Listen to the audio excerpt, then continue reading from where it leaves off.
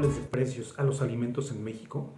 Hace unos días el presidente de la República mencionó que de seguir la inflación presionada y al alza, se podrían manejar los precios de los alimentos tal como se hizo con las gasolinas y los combustibles en México. Sin embargo, tenemos que hacer una diferenciación entre lo que es el mercado de las gasolinas y lo que es la gran industria alimenticia en México.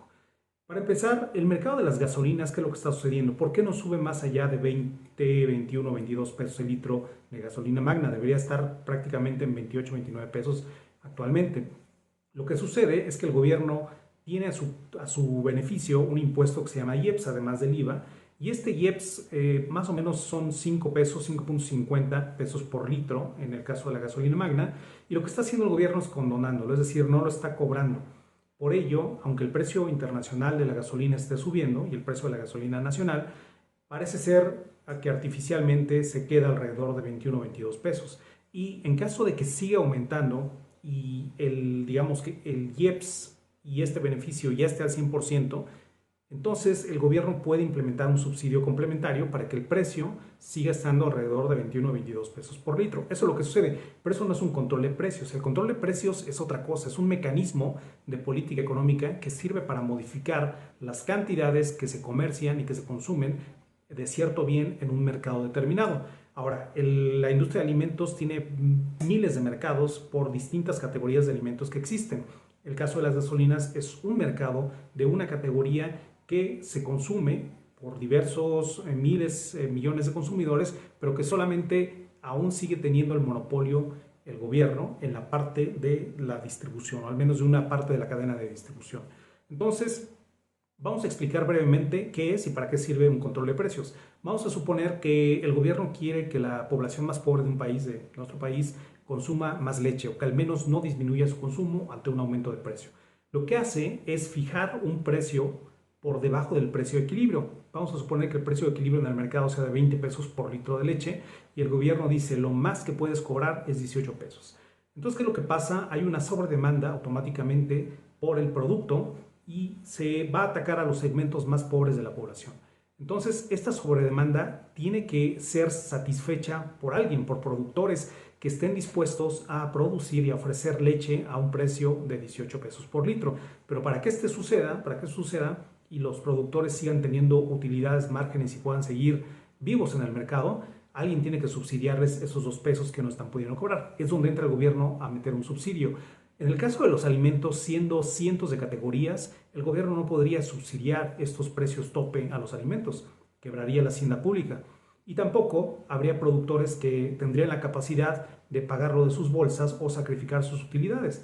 Si no se les permite a los productores de alimentos en México ajustar sus precios conforme viene la inflación, entonces muchos de ellos tendrían que salir del mercado y tendrían que salir del mercado por quiebra, porque no pueden seguir con precios preinflacionarios, pre-COVID de hace 2 años, no pueden seguir con esos precios tan bajos. Es importante mencionar que la inflación de los alimentos que estamos viendo y que vamos a seguir viendo es producto de una cuestión y una situación mundial. Primero fue la etapa de recuperación del COVID y ahora por el conflicto que hay a nivel global entre Ucrania y Rusia, que afecta a nivel global las cadenas de suministro. Entonces, no se trata de que esta inflación de alimentos, no se trata de que los productores estén subiendo al gusto los precios de los alimentos o los vayan a subir, sino que más bien es por una insostenible aumento en los precios de los insumos, de los costos que tienen que ellos que trasladar necesariamente al consumidor. Ahora, la razón por la cual el control de precios no sirve es porque el control de precios, como lo mencioné, se utiliza para modificar las cantidades consumidas en un mercado. No se utiliza para el precio. Su primer objetivo no es el precio, es modificar las cantidades. Y entonces tiene una gran repercusión a nivel de industria, como ya lo mencioné. Hay empresas que pueden hacerlo y hay empresas que no pueden hacerlo. Y la mayoría de los que pueden es solamente con un subsidio.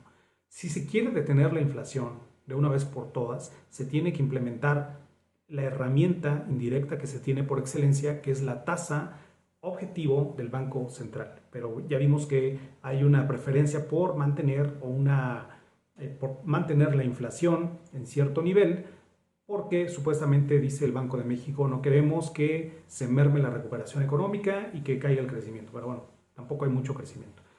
Entonces, para finalizar y para concluir, el control de precios es una medida que traería más costos que beneficios y más inflación incluso que la que se quiere detener. ¿Por qué? Porque al haber menos productores, ya platicamos que al imponer precios tope a los alimentos, solamente un segmento de productores podrían ofrecer alimentos al nuevo precio y los demás tendrían que salir del mercado. ¿Qué provoca esto? Pues provoca una recesión sectorial de dimensiones mayores, en donde además se pierden empleos, hay escasez de los productos y hay encarecimiento, es decir, suben todavía más los precios, ¿no? Entonces, digamos que el remedio es peor que lo que se quiere y busca solucionar. Por eso no es recomendable establecer controles de precios, mucho menos a una industria que es tan vasta y que tiene una necesidad imperiante de aumentar sus precios. ¿Por qué? Finalmente, un empresario del rubro de alimentos o de cualquier rubro necesita tener márgenes suficientes, márgenes de utilidad de ganancias suficientes, pues para reinvertirlos y para volver a comprar insumos para generar ese círculo virtuoso empresarial y nuevamente vender al mercado y permanecer vivos. Si no se les permite incrementar sus precios, nada de esto podría ocurrir y muchos de ellos, reitero, tendrían que salir del mercado. Gracias.